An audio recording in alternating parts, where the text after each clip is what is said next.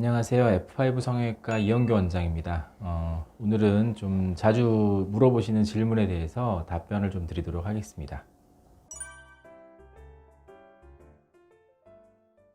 윤곽수술 후에 피통을 착용하는 경우도 있고 착용하지 않는 경우도 있는데요. 출혈량이 많은 경우는 착용을 해야 되는데요. 저희 병원 같은 경우는 수술할 때 좀 철저한 지혈을 해서 되도록이면 피통 착용을 줄이려고 노력하고 있습니다. 우리가 입안은 항상 상재균이라는 균이 존재하는 좀 아주 깨끗하진 않은 공간인데요. 피통을 착용하고 있을 경우에 그 피통 라인을 통해서 균이 거꾸로 상처로 들어가는 경우도 있을 수 있기 때문에 반드시 필요한 경우가 아니고서는 굳이 꼭 피통을 착용할 필요는 없다고 생각합니다. 윤곽수술 후에 입원은 피통 여부와 마찬가지로 상태 회복이 좋은 경우에는 반드시 필요하진 않습니다. 하지만 지방에서 올라오셔서 집이 굉장히 먼인 경우나 퇴원을 하시더라도 집에 혼자 계셔야 되는 경우나 대중교통을 이용해서 오랫동안 이동을 하셔야 되는 경우에는 저희가 하루 정도는 입원을 권장을 드리고 있습니다.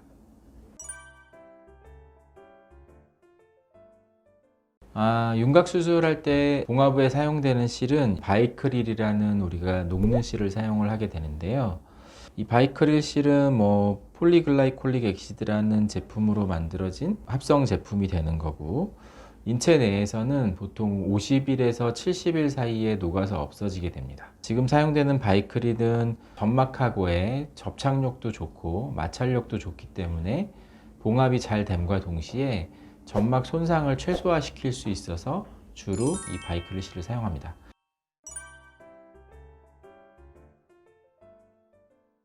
윤곽 수술 후에 코가 막히다고 하시는 분들이 이제 가끔 계신데요. 광대 수술할 때 이 부비동 일부분을 좀 절골을 해서 자르게 되는데, 그렇게 되면 이제 부비동 점막이 좀 붓게 되고, 점막이 부으면서 약간 콧물 같은 게 좀 더 많이 나올 수도 있고, 또 부비동 안쪽에 고여 있는 물이나 약간의 출혈 등이 코 안쪽으로 이제 흘러나오면서 코 점막을 또 막는 경우가 있기 때문에 그런 경우는 약간의 코막힘 증상이 발생할 수가 있습니다. 근데 그렇다고 이제 코를 풀거나 하게 되면 안 되는데요. 왜 그러냐면 코를 풀게 되면 우리가 거꾸로 부비동 쪽으로 역류돼서 들어가게 되고, 부비동 쪽으로 역류가 되면 부비동 압력이 세지다 보니까 부비동이 절골된 틈을 타고 공기가 이 얼굴 쪽에 있는 피부 쪽으로도 들어갈 수가 있게 됩니다. 그렇게 되면은 피부 쪽으로 공기가 들어가면서 얼굴이 좀 많이 붓는 경우가 생길 수도 있고요. 아주 운이 나쁠 경우에는 역류되는 공기에 균이 같이 섞여 들어가면서 얼굴 쪽에 염증이 발생할 수도 있습니다. 그렇기 때문에 우리가 수술 후에 부비동 안쪽 점막이 완전히 힐링이 되는 한 달 정도의 기간 동안은 코 안쪽의 압력을 증가시키는 코 푸는 행동을 하면 안 되는 걸로 되어 있습니다.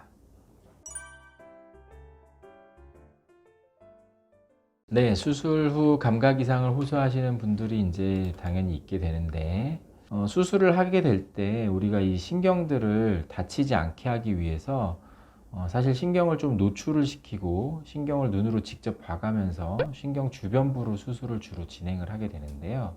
그렇게 진행을 하게 되면 우리 신경이 약간은 늘어나는 현상이 발생합니다. 근데 우리 신경들은 다 예민하기 때문에 이런 늘어나는 현상만 가지고도 약간 이상 감각들이 나타날 수가 있는데, 보통은 좀 찌릿찌릿한 느낌이라든가 간지러운 느낌이 들 수도 있고, 경우에 따라서는 굉장히 민감해지기 때문에 살짝 건드리기만 해도 좀 아픈 통증을 느끼는 경우들이 있을 수 있습니다. 근데 저희들이 이제 보통 수술할 때 이 신경을 안 다치게 수술을 하고 수술이 잘 끝난 상태로 회복이 잘 이루어지면 이런 이상 감각들은 석 달 정도 이내에 대부분 정상 감각으로 돌아오기 때문에 너무 걱정하진 않으셔도 됩니다.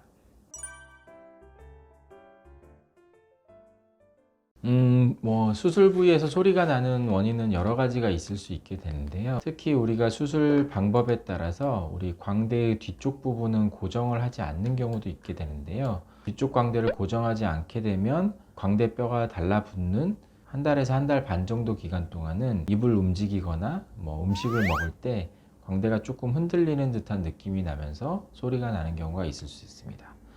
또 다른 원인으로는 아까 말씀드렸듯이 우리 부비동 부분이 오픈이 될 경우에 부비동 부분으로 공기가 약간씩 얼굴 부위와 소통이 되는 경우가 있을 수 있는데, 즉 뭐 힘을 줄 때 약간 얼굴 안쪽 압력이 증가하거나 숨을 크게 들이쉬면서 얼굴 안쪽 압력이 증가되는 경우에 공기가 약간씩 피부를 자극하면서 피부 쪽에 약간 뽀그락거리는 소리 같은 게 들리는 경우가 있을 수 있습니다.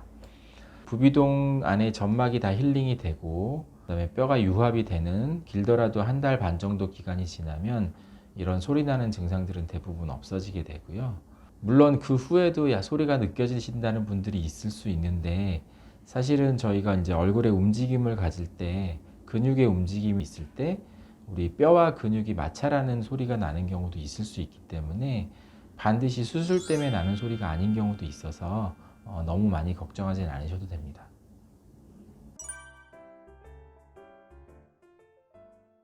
초반에는 붓기들이 많이 발생하고 붓기들에서 좀 딱딱하게 느껴지는 부분이라든가 피부가 뭉치는 증상 같은 게 주로 나타나게 됩니다. 주로 사용하는 플레이트와 핀은 티타늄이라는 금속 제품으로 만들어져 있고요. 티타늄 핀은 우리 의료계에서는 수십 년 동안 사용되어 왔던 핀이고요. 티타늄 핀의 가장 큰 장점은 부식이 없기 때문에 오랜 시간 인체 내에 머물러 있어도 크게 변형을 일으키지 않는다는 게 가장 큰 장점입니다. 턱 수술을 하게 되면 우리 앞니빨 앞쪽으로 절개선이 들어가게 되는데요. 인체의 모든 수술 부위, 절개하는 부위는 상처에 흉살이 좀 발생하면서 수축이 일어나게 됩니다. 입 안쪽에서 수축이 일어나게 되면 입술을 약간 안쪽으로 말려 들어가게 하는 현상이 생길 수가 있고 그렇게 되는 경우는 입술 크기가 좀 작아진다고 말씀하시는 경우들이 많습니다. 이런 뭉침 증상이나 흉살 같은 경우는 한 6개월 정도 시간이 지난 후에는 점점 호전이 되기 때문에 시간이 지나면 호전이 되는 경우들도 많은데요. 그럼에도 불구하고 약간의 당김 증상이 남아 있어서 입술이 작아져 보이는 경우에는 필러나 지방이식 같은 다른 시술을 통해서 입술을 다시 도톰하게 할 수는 있습니다.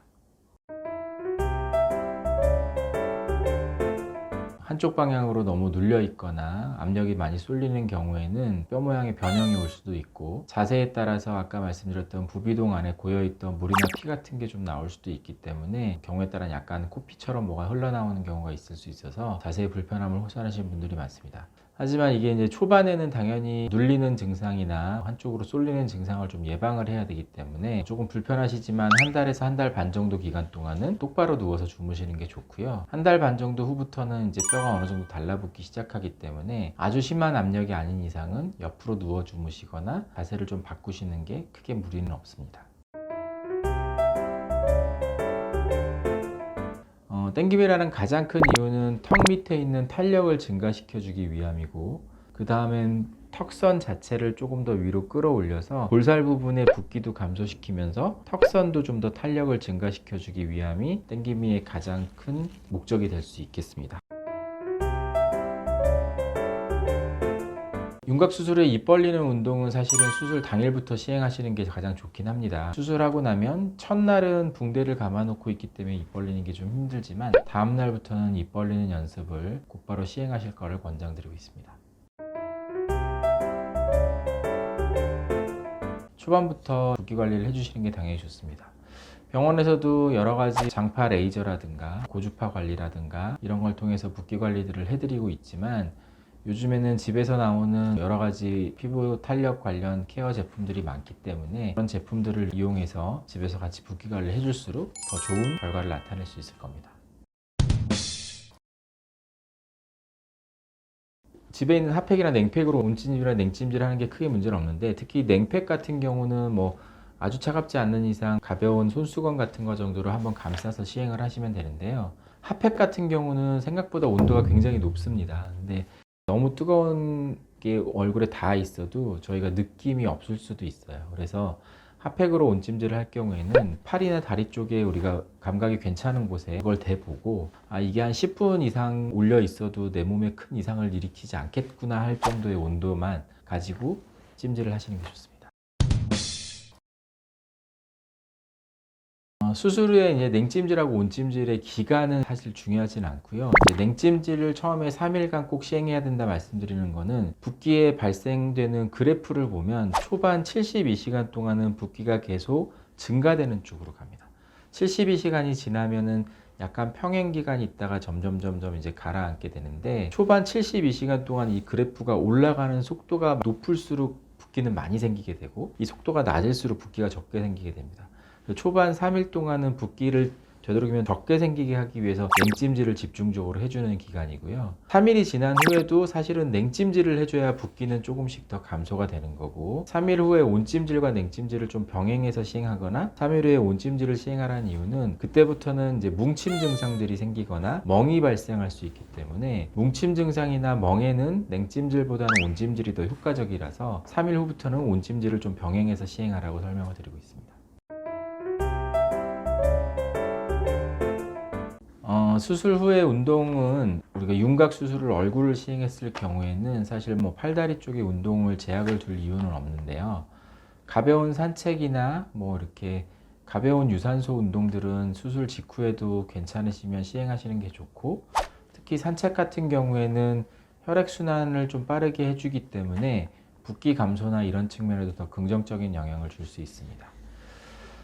근력을 쓰는 운동도 사실은 뭐 크게 제약을 두는 건 아니지만, 저희들이 이제 근력을 쓰는 운동을 하게 될 경우에는 혈압이 좀 높아지거나 아니면은 힘을 줄 때 얼굴 쪽에도 힘이 들어가는 경우가 있을 수 있어서, 그런 경우에는 이제 출혈의 위험성도 좀 있을 수 있고 얼굴 모양의 변화 가능성도 있기 때문에 수술 직후에는 힘을 많이 쓰는 운동은 조금 삼가하시는 게 좋습니다. 계속 말씀드리듯이 뼈가 어느 정도 달라붙는 기간이 한 달에서 한 달 반 정도 기간이 되기 때문에, 그 기간 이후에는 근력 운동에도 제약을 두실 필요는 없습니다. 하지만 마지막으로 우리가 이제 이런 근력 운동이 아닌 뭐 격투기를 하신다든지 아니면은 뭐 얼굴 쪽에 충격을 받을 수 있는 운동을 하실 경우에는, 이런 경우는 이제 뼈가 완전히 단단해진 후에 시행을 하는 게 좋기 때문에, 이런 경우는 최소 3개월, 보통은 6개월 정도 기간을 후에 운동을 시작하시는 게 좋습니다.